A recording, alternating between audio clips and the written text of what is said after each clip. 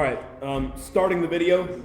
So, you guys who are talking, not the time, okay? Now, I'm also going to tell you this.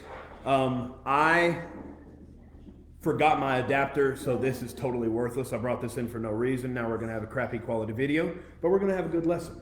So, let me also say out the gate, we're going to be talking about something tonight. If you're following along, as we always do and have been, we're going to be talking about something tonight that's a little uncomfortable. And your response should be, we always talk about something uncomfortable. You are Mr. Uncomfortable. Okay, fine. That may be true. I don't deny that. But we're talking about money tonight. Now, hear me when I say this. We're talking about money in the sense of storing up treasures for yourself on earth rather than in heaven, right? The Sermon on the Mount. So I have been up since 3:15, like I said, and I started writing this at 4:30 this morning. Okay, so some of these may be bleary-eyed, insane ramblings of a theological extremist in the middle of the witching hour in the morning. But here's our text, and I hope you follow along and you've got a pen and pencil, something to write with. Matthew 6:19 through 21. 3 verses. We're really only going to get to the first one tonight. I'm not going to lie to you. Especially the fact that it's 6:45. Do not store up for yourselves treasures on earth where moth and rust destroy and where thieves break in and steal. Verse 20. But store up for yourselves treasures in heaven where neither moth nor rust destroys and where thieves do not break in or steal. Verse 21. For where your treasure is, there your heart will be also. Now, it's fair to say that all people have a treasure, and it's fair to say that all people have a need to store up for themselves treasures on earth. There is a sense in which storing up for yourself treasures on earth is not necessarily a bad thing. And when I say that, there's a difference between storing up treasure, and we'll look at that, and there's a difference between storing up what you need. But technically, you can't store up what you need. Remember early in this chapter, Jesus said, give us this day our daily bread, right? So he's not talking about preparing everything for the future in the front. He's saying be serious about taking it one day at a time, and we'll get to that later on. And we'll be honest with y'all. How many of you guys remember that series that we did a while back that was over issues teens face is what I called it? And we talked about anxiety, right? That was one of the battles. I hope that meant something to you guys who are here. I'm not going to teach the end of Matthew 6 because we already have a video on that. So I'm going to go on to chapter 7 once we get to those verses about anxiety. But for tonight, these verses are often avoided. The moment someone talks about money, we run for the door, right? The moment a preacher starts to talk about money, we start grabbing our wallets and we start looking at our bank account and we start rationalizing and saying, oh my gosh, I don't want to be here today. I should have come next week when he got on a different subject. He's just one of those televangelists who's telling me that if I seed a certain amount of money into his ministry, then he will bring healing to my family with this holy water from Ecuador, right? So here's what I want to make sure you hear me say. I'm teaching this lesson to a group of adolescents, to young people who are, some of you guys, legal adults in the state of Texas, and some of us are definitely legal adults in the state of Texas. This is not primarily about greenbacks. Although that's what's in view, the angle that I want to take tonight, because most of you are jobless, not all of you, but most of you are jobless. Okay? Again, not all of them. But most of you guys are probably not making a serious sort or form. And so the temptation may be to go, well, Taylor, that's all fine and dandy, but this doesn't apply to me. I mean, you're talking about money. I'm a broke high school student. I'm a broke college student. I'm broke whatever. I mean, you could have a job and still be a broke college student. That's how it works. But it threatens our need to be the gods of our own life while simultaneously being so focused on convincing others that we really and truly do worship God like we say. Remember that everything that Jesus is saying in chapter 5, 6, and 7 of the Sermon on the Mount is all a direct response to the Pharisees of his day and their form of religious hypocrisy. I'm going to say that again. Everything that we've read for the past 6 months and everything we're going to read is a direct response to the hypocrisy of the Pharisees. Every bit of it, including these verses. Okay? Now, I have a list because obviously I love lists. We know that about me. So in verse 19, he is striking at the issue that is ultimately at the root of everything we've looked at for 6 months, which can be boiled down to idolatry. In a sense, everything in Matthew 5 with the moral law and now everything in 6 and what will be in 7 boils down to idolatry. For you guys who are writing, idolatry is the spiritual tendency. I'll go slow. Idolatry, idol, a tree. A try, really. Idol, a try. Okay? Jenny would be so ashamed of me just now. She would be. But that's why I lost us our spelling bee, obviously, because I'm an imbecile. So, idolatry is the spiritual, y'all need to get it together, you're getting D-Hall. Idolatry is the spiritual tendency to love, worship, and serve something other than God. I'll say it again. Idolatry is the spiritual tendency to love, worship, and serve something other than God. Idolatry. Idol, a try. Sound it out. We don't do phonics anymore, ladies and gentlemen. All right, idolatry can be physical, emotional, spiritual. I need you to listen carefully. But all of it is ultimately spiritual at its root. All idolatry is spiritual down at the root, right? As far as I can tell, after thinking on this for a few bleary hours, our idolatry comes from 5 things at the very least. Okay? Now, I want you to really get these. Our idolatry comes from at least 5 things. What I came up with, okay? Number 1, we worship things because they give us comfort. I hope you write these down. These are important. We worship things because they give us comfort. And I'll flesh that out. Okay, these are important to write down. Number 1 is we worship things because they give us comfort. This means we feel as if those things better our lives and provide us the ability not to need God as our source of comfort. This can be anything, but in this case, Jesus is specifically referring to money. Okay? So number 1, we worship things because they give us comfort. We believe they give us comfort. They don't, but we believe they do. Number 2, we worship things because they give us security. We worship things because they give us a sense of security. Okay? And I really want you, as always, I really want you to submit your heart to the Holy Spirit and ask Him to illuminate some of these things that you may be struggling with. Things you may know, things you may not know about yourself yet. But here's a good acid test. If I find my sense of safety in something other than Christ, it's probably an idol. If I find my sense of comfort, what gives me comfort? Here's a good question. When you have a really bad day, when you have a day that's falling apart, a day that's been like some of our days lately, when those moments hit, what do you run to make yourself feel better? That, my friend, that answer, if it's not Christ, it's probably an idol. Bluebell ice cream. I keep a tub in one of those small little pints. I keep one of those in the freezer at all times so that I can sit there and somehow soothe a burdened and pained soul with ice cream on a tongue that's flesh. Somehow I have in my mind it's okay.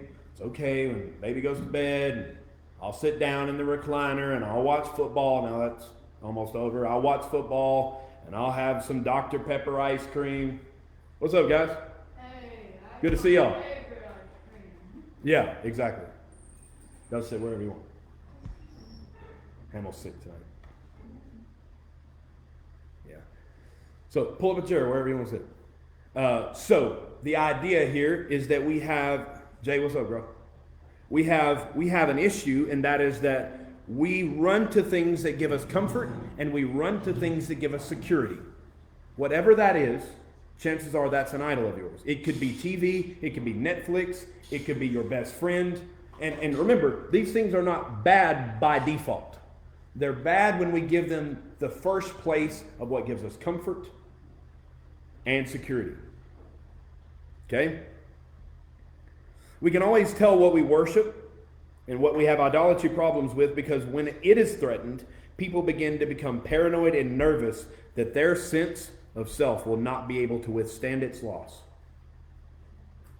Been watching, I know this is live, but it is what it is.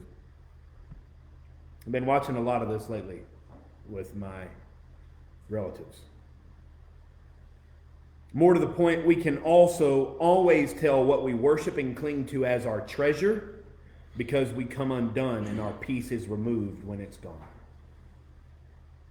Listen, I work in a business, education, where a crisis is never more than 10 feet away from wherever you're standing.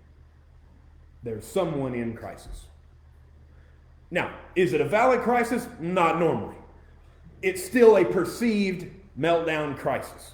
Okay? It's one of the beauties of high school kids, as they kind of like get over that. But junior high kids, we are always on the verge of falling to pieces. Okay? I'm having the literal worst day of my life. Why? Because someone waved at me twice when I waved at them 3 times. And I'm not really making this stuff up. Like, you guys have been, I've taught quite a few of you guys in this room. Like, junior high is that way. High school's cool because it's not so petty like that. Right? But junior high can be ridiculous. Right? Thank God you guys are, well, Jaylee, you're great. I'm sure you're still dealing with a lot of pettiness, but. All right, so number 3, for you guys who are writing, number 3, we worship things because they point, now really hear me. We worship things because they point to our greatness and they ultimately glorify us. Number 3, we worship things because they point to our greatness and they ultimately glorify us. That's why we worship them. Let me try to explain this. No matter what we worship and serve other than Christ, it is ultimately a self-portrait, and everything we do for it, we do for us. I'll say that again. Everything that we do for it, we do for us. Ultimately for us.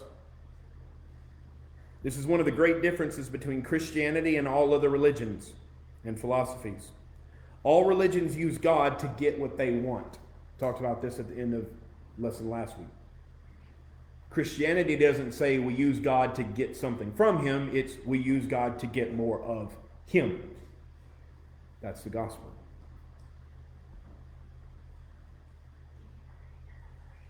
We worship things because they point to our greatness and ultimately glorify us. Now, in Christianity, we use God to get God, period. Idolatry always stems back to the fact that man inherently wants to be his own God. Not that we bow before the true God. Idolatry is a way that we focus on what can be done for us. Christianity focuses on what has been done for us by Christ in the cross. No amount of charity, good works, or even our kindness and love for our fellow man, apart from a heart changed by the gospel, will be accepted by God. It never will be. It doesn't work that way. Mark this. The right thing, I'm going to say this twice because you really need to hear it. The right thing done for the wrong reason, and the right thing sacrificed to the wrong God is ultimately, in the end, still the wrong thing. I'll say it again. The right thing, and I'm not saying you need to write this down. You can if you want. I just want to make sure you hear it. The right thing done for the wrong reason, and the right thing sacrificed to the wrong God is ultimately, in the end, still the wrong thing.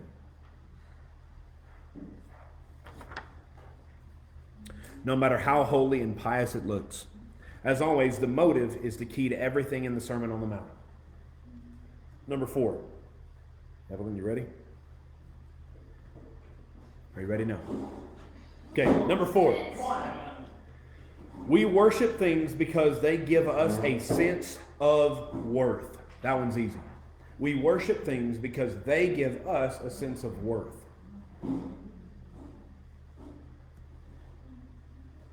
Last time, we worship things because they give us a sense of worth. Security and comfort are one thing, but we also get our value from what we value. Now, that sentence you should really commit to memory. We get our value from what we value. We get our worth from what we give worth to.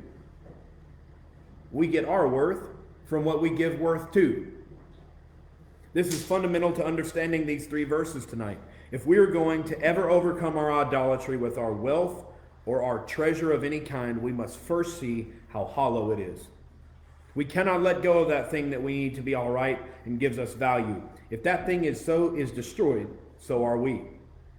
This is the crux and essence of idolatry and the core of what Jesus is in reference to here in this passage. Last one, number 5. We worship things because we believe they are kind masters. There's a few more words, but I'll repeat it.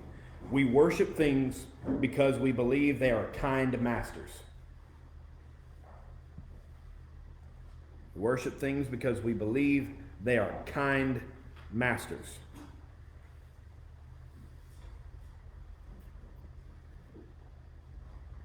That we, this is the last part, that we actually control. That we actually control.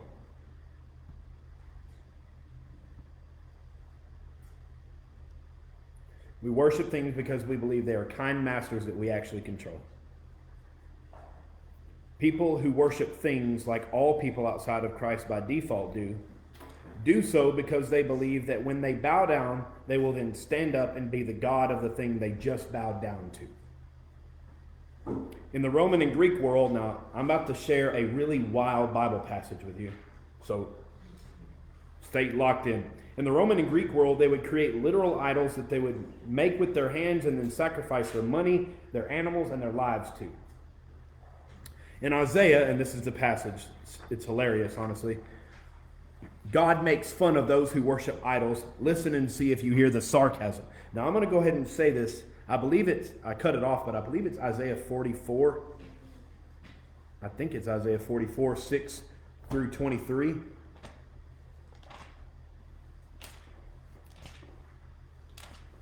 Okay, let me check. I'm right here.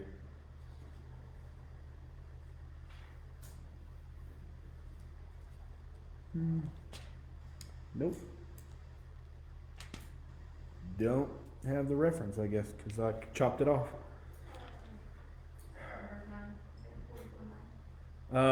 I've got 6 through 9, but I mean, you may be 44, 9. Yeah. Thank you. Andrew's right. I was right. It is Isaiah 44, but it's starting at verse 9 to 23. And please write this down. You probably need to hear this, and I'll read it all out loud. Now I won't comment on it because it's too long. We'll be here till past the rapture. Okay. But Isaiah 44, 9 through 23. Now listen, I want to say this because I don't want you to misunderstand. This is God being sarcastic. This is God speaking to Isaiah, and he's being sarcastic about idolatry. He's making fun of them. Okay? I know some of y'all are like, ooh, that makes me uncomfortable, that God would be sarcastic, or that he would talk in a way that's meant to be comical or make fun of something. That makes me uncomfortable. Well, get used to being uncomfortable. So, Isaiah 44, 9 through 23. Okay? Now listen to the words carefully. I'll try to go slow. All who make idols are nothing, and the things they treasure are worthless. Those who would speak up for them are blind. They are ignorant to their own shame. Who shapes a god and casts an idol which can profit nothing? People who do that will be put to shame. Such craftsmen are only human beings. Let them all come together and take their stand. They will be brought down to terror and shame. Now listen, this is where it gets really interesting to me. The blacksmith takes a tool and works with it in the coals. He shapes an idol and hammers and forges it with the might of his arm. He gets hungry and loses his strength. He drinks no water and grows faint. The carpenter measures with a line and makes an outline with a marker. He roughs it out with chisels and marks it with compasses. He shapes it in human form in all its glory, that it may dwell in a shrine. There's God being sarcastic. Human form in all its glory. He cut down cedars, or perhaps took a cypress or an oak. He let it grow among the trees of the forest, or he planted a pine and the rain made it grow. It is used as fuel for burning. Now listen to this. It's used as fuel for burning. Some of it he takes and warms himself. He kindles a fire and bakes bread, but he also fashions a god and worships it. He makes an idol and bows down to it. Half of the wood he burns in the fire. Over it he prepares his meal. He roasts his meat and eats his fill. He also warms himself and says, "Ah, I am warm, I see the fire." From the rest he makes a god, his idol. He bows down to it and worships. He prays to it and says, "Save me, you are my God." They know nothing. They understand nothing. Their eyes are plastered over so they cannot see, and their minds closed so they can't understand. He's making fun of their idols. I just want you to understand. He's saying they don't know anything, they understand nothing, they can't see and they can't hear. God's making fun of idols. Okay? No one stops to think. He's guilt-tripping them, right? No one stops to think. No one has the knowledge or understanding to say, half of it I used for fuel. I even baked bread over its coals. I roasted meat and I ate. Shall I make a detestable thing from what is left? Shall I bow down to a block of wood? It's a stupid question, right? Such a person feeds on, this is interesting, such a person feeds on ashes. A deluded heart misleads him. He cannot save himself or say, "Is not this thing in my right hand a lie?" So that's the end of the passage. God is making fun of people who make idols, and he's making fun of the stupid, dumb, deaf, speechless idols that they worship. Notice in verse 19 of Matthew 6, back to Matthew 6, verse 19, Jesus says, "Do not store up for yourselves treasures on earth where rust and moth destroy." The command is not to do something, in this case, store up treasures. The goal is to see why we don't do this, why we ought not to. The Pharisees love riches, and they love to be rich for the sake of being rich. And for the sake of the 5 things that I gave and listed earlier. To be clear, the problem is not being rich. Please hear me. It's money. The problem is not being rich. But I'm going to go ahead and say it. The problem is not being rich. The issue is not money. Just like anything else, the issue is being greedy. Robert brought that up earlier. And loving money because it's the root of all kinds of evil. Right? To be crystal clear, and you know I prefer to be direct. To be crystal clear, money is not evil. You are. The problem is not in the wealth, but in you. Everything we read in these verses, and even these 3 chapters, screams that the heart of the problem is the problem of the heart. Ever since Adam and Eve, we find solace, rescue, and safety in everything from fig leaves to games, to toys, to work, to people, to avoiding people, from being liked to being disliked, calling your own shots, to being told what to do by someone and something else in a million different ways. It's all evil, and this is one of the reasons that Paul says we invent ways of doing evil in 1 Corinthians 6. Point is, we love to find safety in things that aren't safe. We'll say that again. We love to find safety in things that aren't safe. This is the root of one of Jesus' main points here. So do not store up for yourselves treasure means what you think it means. Doing a quick Greek word study, very interesting. Normally you have to work really hard to figure out Greek words in the context and how they ought to be interpreted. You can't just look at the word and say, "Oh, that's this Greek word. I'll sound smart by saying it." You really have to dig into a lexicon and commentaries and stuff to do your due diligence. But This one's easy because every time this word, and it's thesauri, where we get the word thesaurus, every time the word is used, it means the same thing in the New Testament. And it means storing up for yourselves literal treasure. Every time. And it means, like I said, what you think it means. It means storing up storehouses of our money. Now, Luke 12, Evelyn, Luke 12, 16 through 21. Perfect parable Jesus told. And he told them a parable saying, y'all have probably heard this before, the land of a rich man was very productive. And he began thinking to himself, saying, what shall I do, since I have no place to store my crops? And he said, this is what I will do. I'll tear down my barns, and I'll build bigger ones. And I will store all my grain and my goods there. And I will say to myself, you have many goods stored up for many years to come. Relax, eat, and enjoy yourself. But God said to him, you fool, this very night your soul is demanded of you. And as for all that you have prepared, who will own it now? Such is the one who stores up treasure for himself and is not rich in relation to God. Now, I don't think I need to necessarily explain that parable. The bigger barns is meant to be our bigger ability to store and hoard resources for ourselves. The spiritual danger is precisely in thinking that we are safe because we've done something or we've stored something up of any kind. Don't hear me talk about money and think that's an adult problem. I said this earlier. No, it's a human problem. It's not an adult problem. It's a human problem. You can worry about money. Now listen to me. Listen to me good and well here. You can worry about money because you have none. You can worry about money because you have too much and you're worried about losing it. You can worry about money you had. You can worry about money you do have now. And you can also worry about money you will have in the future.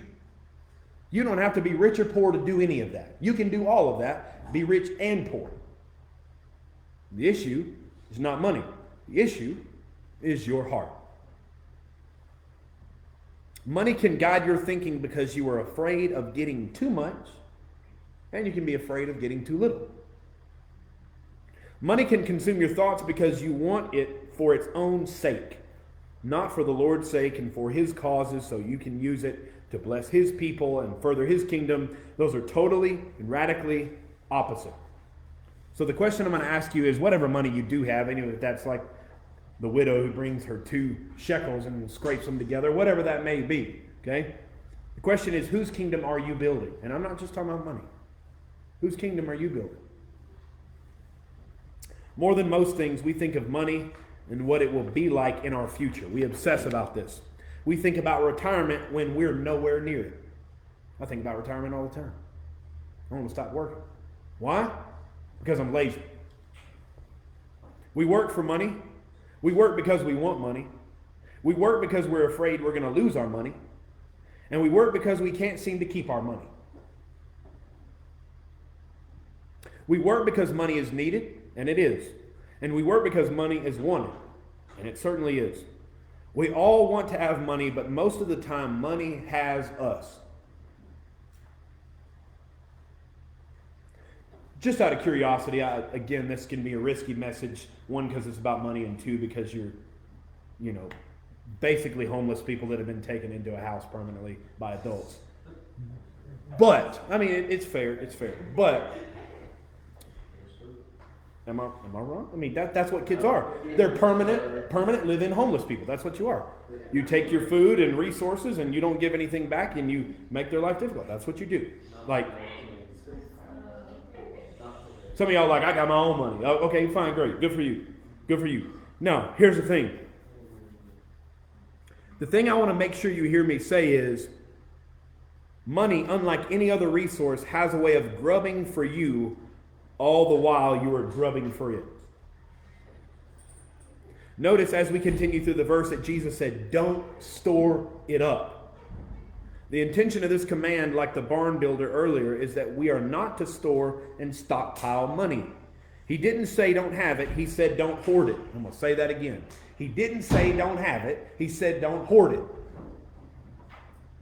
Now, have y'all ever watched Hoarders Buried Alive on TLC?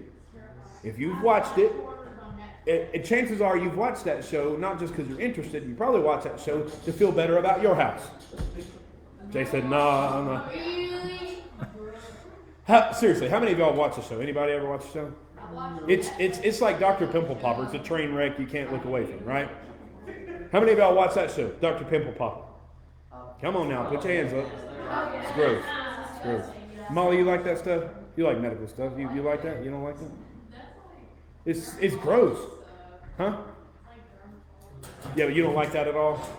I mean, I'm with you. Keaton, I'm going to say it because she ain't here to defend herself. She loves that stuff. She watches it all the time because she worships the devil. So, it's a little what? Extreme like everything else I say? Okay, so,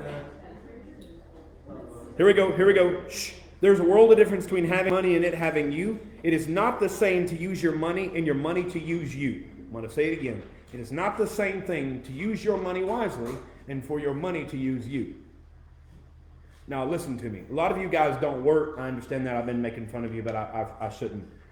A lot of you guys don't work. You can't have a job right now because of whatever the reason is. You don't want to. You got a lot going on. I get all that, but hear me. There's going to come a time where this message is really important to you. It may not be right now, but there's also a good chance that whenever that is, you and I hope we're still in touch, but we won't be in the same capacity. You're going to be an adult, you're going to be off somewhere, and I'll be God knows where. So I'm not going to get a chance to say this to you very likely when you're an adult. So I want to say it to you now. Remember this. This message is important. Jesus took all these red letters to say it. And if he spent the breath on it, it's absolutely important. Okay? If you store up money for money's sake, he is talking about you. Almost done. Some of you guys have jobs, like I said, and all of you probably will one day. Maybe not all of you. Maybe some of you guys choose to stay at home or whatever. But most of us will. Listen up. Having access to money does not make you rich. That's Jesus' point. Having an abundance of possessions does not make you rich. Having money just means that you must steward it rightly like all other resources.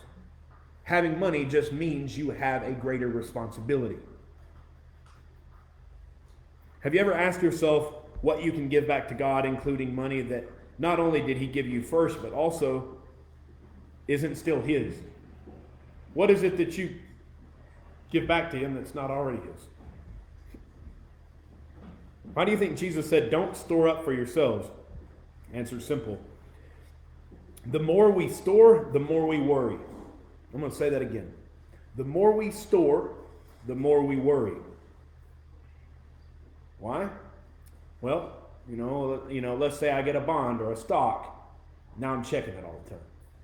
Now I'm trying to see how it's doing. I'm trying to see, is that sucker going up? Is it going down? How's the market doing? I'm watching that money. Right? Watch my bank account. I get like a high interest, yield account, savings account, and I'm like, oh man, I'm fixing to just this money, my $5 sitting in here fixing to accrue that interest, right? It's not, but I watch it. Why? Because all of a sudden I think I've got a get rich quick scheme. Because now I think I'm starting to take my safety, confidence, and security in how much the number on the screen shows me.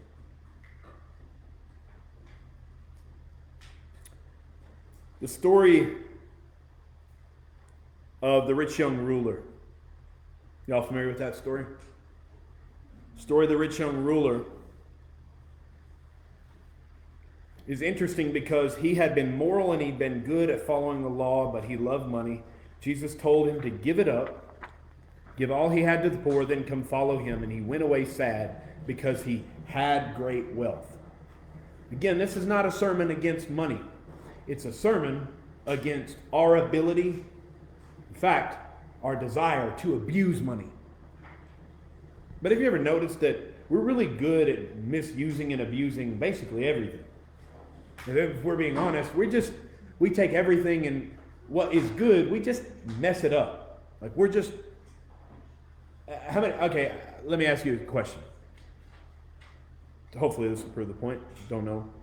How many of you guys this week have had a relationship strain with a family member or a friend? Raise your hand. Strain, I mean like there's been tension in the relationship. Doesn't mean it's over or y'all not friends or whatever, but you had difficulty. Quite a lot of people in this room. And thank you for being honest, by the way. Quite a lot of people in this room. Because the good things that the Lord gives us, we tend to pervert and twist them. And we struggle to put things in the right priority. You know, St. Augustine, one of his great quotes is that one of our issues with love is that we always want to disorder our loves.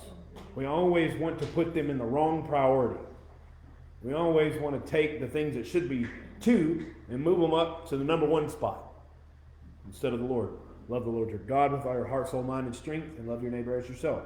That's 1 and 2. Everything else comes below that, but instead we go, nah, kind of like that money. No, I kind of like that alcohol. No, I kind of like that Xbox. Whatever you want to make an idol. Doesn't matter. Okay? Kind of like that heroin. Whatever it may be. Okay? I was going to say meth, but I thought that may hit too close to home. So,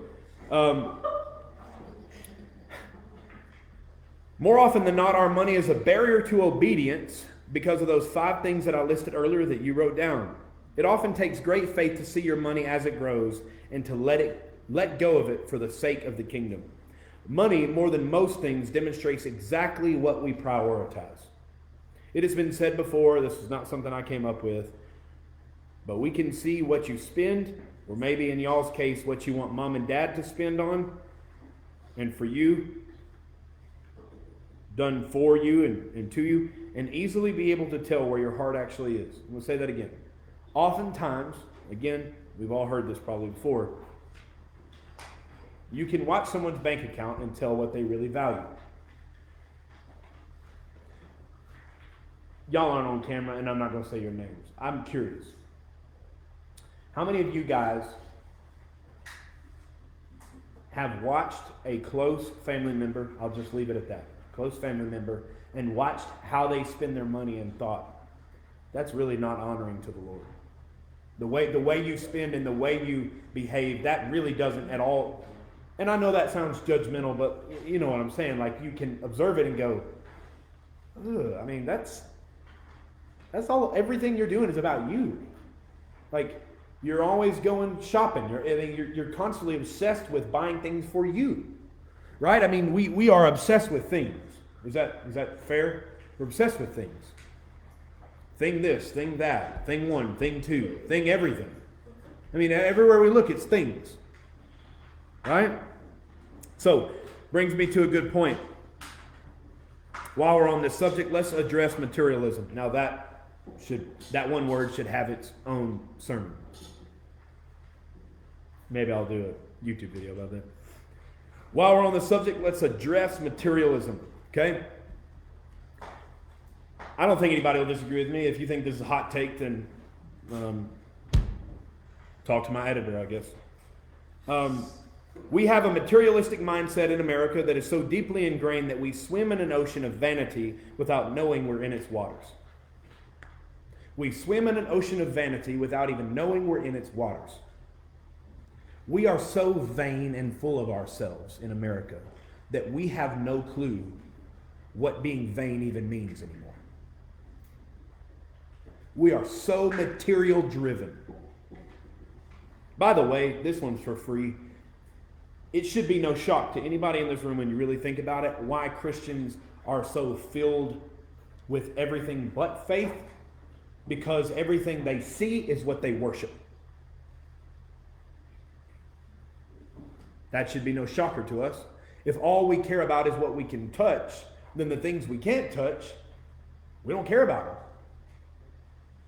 Why do I need all this abundant life, and why do I need all this flowing river, and why do I need this fulfillment and the yoke being easy and the beatitude? Why do I need all that stuff if look at all the toys I have. I have everything I've ever wanted. And I said it a few weeks back. Most people who have everything they've ever wanted just wanted to die. You get to the top of the mountain and you look around and you see nothing else around you, and so you jump. Metaphorically speaking, I'm not lying. I'm not lying. I'm telling you the God's honest truth. Please hear me. The worst thing that can ever happen to most of us, and I said this last week, the worst thing that can ever happen to most of us is get exactly what we want. Everything that we've ever wanted. And maybe that's the best thing that could ever happen to some of us. Maybe that's what it's going to take for some of us to be jarred into belief, to be resurrected from the dead. Maybe it's going to take us, some of us, saying, I got everything I ever wanted and I feel more empty than before. I've said this before, everybody's got to go to the pigsty. Before you go home, you got to go to the pigsty. Now, how you get there is different, and what it looks like there is different, but everybody's got to go. Your pigsty looks different from my pigsty. But everybody's got to go. You got to go eat the pig slop. And you got to run into the foreign country and spend your money on women and debauchery and lavish living. Whatever that looks like for you, you got to hit rock bottom. Everybody's got to hit rock bottom. It just looks different for different people. That's what the Lord uses to save people more often than not. Because the older brother at the house never knew he needed to be saved. How do you save someone that doesn't think they're lost?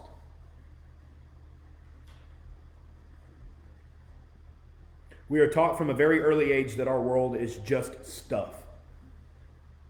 I'm going to say that again. We're taught from an early age in our culture that the only thing that actually matters is just what I can touch and what I can sense with my five senses. And we worship the heck out of stuff. It's our highest gain and our highest goal. Let's look at this and think hard. It has been said that every baby, now I didn't come up with this, okay? Most of what you hear on any given night is something I came up with out of my twisted brain. But I didn't come up with this. Let's look at this and think hard. It's been said that every baby comes into the world with nothing, and you take nothing with you. I've never seen a baby walk out with a band in its hand of hundreds. I've never seen a baby coming out with a grill and a stack of hundreds. Never seen it. Okay? Never going to see it. They don't make cash deposits in the womb. It's not how it works. Okay? You ain't got nothing. You came into the world naked, you're probably going to leave the world naked. Okay? Take that how you want. So, now listen to me. It's also been said that every baby, now this one really, I didn't say this again, but I thought this was interesting. Every baby comes into the world with a clenched fist, kicking and screaming. And many don't ever release that fist until it falls limp in death. They shake their fist at God, at themselves, at the world, at the church, their whole life. And the only time they ever let go is when they die. Most people who live in America, now I'm going to say something kind of hard to hear, and I've been saying that, I guess, but most people who live in America are taught from the earliest point in their lives to chase the American dream. And they live and die thinking that not only that is what life is about, but also they come to believe that that's what Christianity is about. Because there's plenty of people on TV telling them everywhere they look that this is all about blessing and getting everything you could ever want. And they believe that, and so they follow a dream, and they call it gospel, but it's not. It's just the American stinking dream. And while I'm at it, people like Joel Osteen have convinced so many people that what I just said is true with books like Your Best Life Now. We poke fun, we make jokes, we snicker, we laugh, we giggle. That man is going to be in hell. And he is taking plenty of people with him. Do we care about that? Students, I know some of you do. If we love the truth, then we have to hate lies. That's how it works. And if we love God's word, we have to hate things that pervert it. And if we love God's people, we have to hate the wolves that want to eat and devour God's people. Are you with me? Do you hear what I'm saying? That man is a false teacher, and that's putting it nicely. That man is a used car salesman with a Bible. What he is. And that's also being nice. I have words to say that don't need to be said in front of any other human being for how I actually feel about that man. 2 Corinthians 11:4. And no surprise, because even the devil himself masquerades as an angel of light. Not darkness, light. We have equated patriotism, prosperity, and paper with Christianity, to the point that Christianity has a Christ with no cross and a full pocket with an empty heart. We have traded being citizens of a kingdom in another world to be at home in this one. We have so bought the lie of the devil that the best and highest good that God has for us is the things of this world, and that our focus should be on what our hands can touch rather than what our faith can see. We must fight against the need we seem to have to boil our own life down to a series of possessions. Because in doing so, we state that what matters is what we can touch. It has been said that if this is your best life now, then you are going to die and go to hell. Our best life is to come. And this is the point of Jesus in verse 20. He said, do not store up for yourself treasures on earth where rust and moth destroy, but store up for yourself treasures in heaven where rust and moth do not destroy and thieves do not break in and steal. We must abandon the American dream. Drop it. We must abandon the American dream with the hopes for the gospel dream that our greatest and most renewable resource is Christ himself. And that's basically, first of all, I got through all my notes, but that's basically verse 19, and that's it. Okay? So, let's pray and we'll break out for whatever time we have left. Father, thank you for these students. Thank you for this hard message. This has been something hard to write. It's been something hard to wrestle with and something hard to preach. And Lord, we love things so much. I ask that you gently and kindly remove our grasp and our panther grip of the things that we seek to love and make idols in our lives, especially what we have, our possessions and our money. Lord, release our grip from those things. Please give us a heart that seeks you instead of seeking the things you give. Lord, we don't want to be materialistic because we know that everything we've ever seen here we're going to leave behind. And we want to be heavenly minded, and we want to be focused on the treasure we're storing up for ourselves there. Thank you for these students. Bless the time that comes next. In Jesus' name I pray. Amen.